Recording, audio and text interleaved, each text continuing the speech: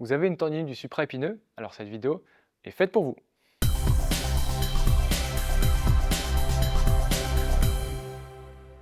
Bonjour à tous, je m'appelle Guillaume, je suis kiné du sport et aujourd'hui nous allons parler de la tendinite de la coiffe des rotateurs et plus particulièrement de la tendinite du supraépineux. Le supraépineux, qu'est-ce que c'est? Le supraépineux, c'est un des 4 muscles de la coiffe des rotateurs qui ont pour un but primordial de bien stabiliser l'épaule. Pourquoi a-t-on une tendinopathie ou une tendinite du supraépineux?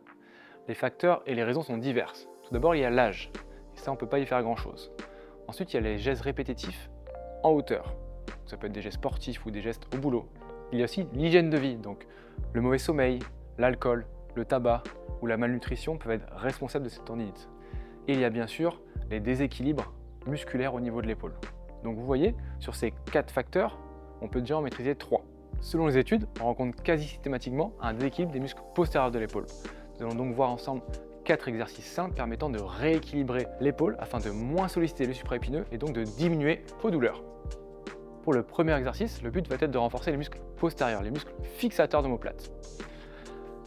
Pour ce faire, vous aurez besoin d'un élastique. On se positionne au sol, comme ceci. On attrape l'élastique par les extrémités et on attache l'élastique au niveau des pieds. Si l'élastique est un peu trop court, vous pouvez aller fléchir les genoux. Donc, dans mon cas, moi je tends mes jambes, j'inspire en tirant les coudes en arrière et en serrant les omoplates.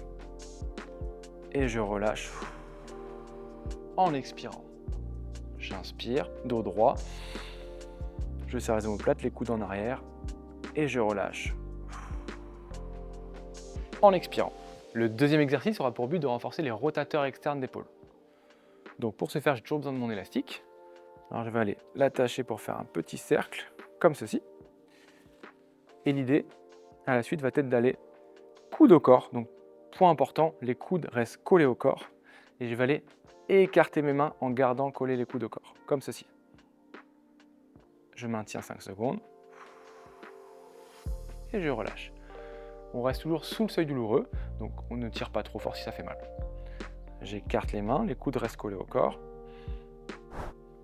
Et je relâche. On maintient à peu près 5 secondes, on peut le faire 10 fois. Pour le troisième exercice, on se munit toujours de son élastique. Alors le but du troisième exercice va être de pouvoir élever les bras en l'air. En effet, c'est le mouvement qui est souvent douloureux lors de la tendinite du supraépineux. Cependant, c'est des mouvements qui sont quand même indispensables au quotidien pour par exemple attraper une chose en hauteur. Donc, on va aller attraper l'élastique à chaque extrémité comme ceci. Dos bien droit. Toujours l'élastique à peu près à 5 cm du corps. On va aller écarter les bras sur le côté, les coudes tendus, ici, jusqu'à l'horizontale. Et arrivé à l'horizontale, on va bien voir que l'élastique va nous aider à monter les bras en l'air. Comme ceci. Puis arrivé ici, je redescends, je tire sur les côtés pour redescendre, toujours l'élastique entre 5 et 10 cm du corps, comme ceci, et j'expire. Je le refais une deuxième fois. J'amène l'élastique, bras tendus, coudes tendus sur les côtés. Donc le début est un peu difficile parce que c'est moi qui écarte l'élastique jusqu'à l'horizontale, jusqu'ici. Là, c'est moi qui force. Et la fin de l'amplitude est aidée par l'élastique, justement. C'est ça le but de l'exercice. D'aider le mouvement grâce à l'élastique sur la fin d'amplitude qui est souvent douloureuse. Et on descend, toujours en respirant.